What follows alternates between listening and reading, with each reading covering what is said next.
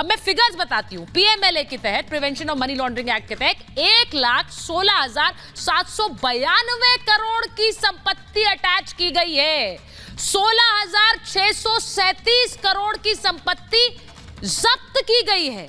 जो भगोड़े हैं, जो देश से भाग गए, उनकी 16,740 करोड़ की संपत्ति कुर्क हुई है और 15,038 करोड़ रुपए की संपत्ति जब्त हुई है। अब सोचिए कि यूपीए के दौरान जो मनी लॉन्ड्रिंग का एक्शन था उसके बारे में बताती हूं, आगे बढ़ाइए इसे। यूपीए में मनी लॉन्ड्रिंग का एक्शन ईडी ने अटैच की 4,156 करोड़ की संपत्ति और इसकी तुलना में 1 लाख करोड़ से ज्यादा की संपत्ति अटैच हुई है। इसका क्या मतलब है? जब भ्रष्टाचार और ये नोटों के अंबार पर एक वार की बात करते हैं जो भ्रष्टाचार कर रहे हैं, इसीलिए मैं कह रही हूं, एक तस्वीर जब हम वहां साहू जी के घर से देखते हैं तो वो कैसी नजर आती है। अब तो नीचे छुपा हुआ कैश निकालने की बात हो रही, करोड़ों की संपत्ति ऐसे ही नहीं निकली है, इसीलिए हम बात कर रहे हैं। मैं एक बार अभिषेक जी आपके पास जा रही हूं। ये जो फिगर्स हैं ये क्या बताते हैं? ये फिगर्स क्या बता रहे हैं? इस भ्रष्टाचार पर लगाम है कि नहीं है? ये संदेश लोगों तक जाएगा कि नहीं जाएगा?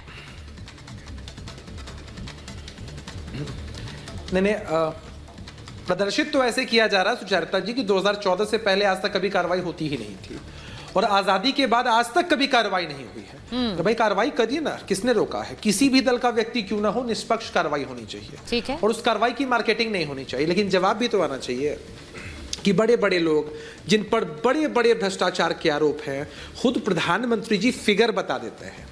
70,000 करोड़ के घोटालों के आरोपी एनसीपी के नेता, नेशनलिस्ट करप्ट पार्टी, उसके नेता एक वीक पहले तक भ्रष्ट थे, गलबहियां कर लेते हैं, भारतीय जनता पार्टी में शामिल हो जाते हैं, गारंटी मिल जाती है। गारंटी समझ रही है ना?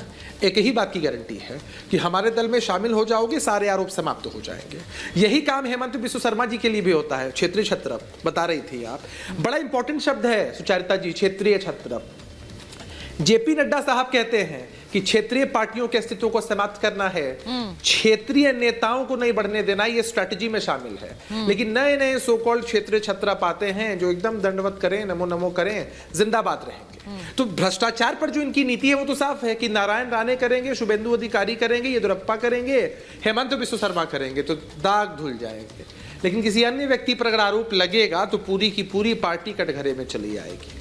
करने के लिए, कहने के लिए आप कुछ भी कह सकते हैं और हम लोग हमेशा कार्रवाई के पक्षधर रहे हैं। हमारी पार्टी के कोई लोग हों, उनकी पार्टी के लोग हों, सत्ता पक्ष के हों, विपक्ष के हों, इससे कोई मतलब नहीं, कार्रवाई होनी चाहिए। लेकिन ऐसी मार्केटिंग जब आप ये बात कहते हैं, ऐसी मार्केटिंग होती है, दोहरी नीति क्यों होती है? तो आपकी पार्टी किसके साथ सरकार बना रही है? बिहार में उन पर आरोप क्या लगे थे, तो वो भी याद करना जरूरी होगा। आज के दिन जब आप ये बात कहते हैं तो वो भी याद रखिए कि गठबंधन में जिनके साथ है वो कॉन्विक्टेड भी रहे हैं। नहीं, मैं ये कहना नहीं चाह रही थी, लेकिन आपने याद दिला दिया। नहीं, हालिया उदाहरण हमने बताया। नहीं, हालिया और पिछला क्या होता है? पहले का करप्शन नहीं है, हालिया करप्शन। हालिया उसका कुछ नहीं होता है। नहीं, हालिया और पिछला क्या होता है? हम तो कह रहे हैं करप्शन में हालिया और पिछला। चोर खीरे का हो कि हीरे का हो, नहीं, चोर खीरे का हो, हीरे का, उससे मतलब नहीं है। बताइए भाई। लेकिन मसला ये है कि सवाल का जवाब सवाल कब से हो गया? नहीं, सवाल का जवाब सवाल कब से हो गया? पूछिए। अजय आलोक जी एक बार नहीं बोलेंगे, देखिए जिनका भी नाम मैंने लिया उसके बारे में एक बार भी नहीं बोलेंगे। अजय आलोक बताइए के साथ क्या था?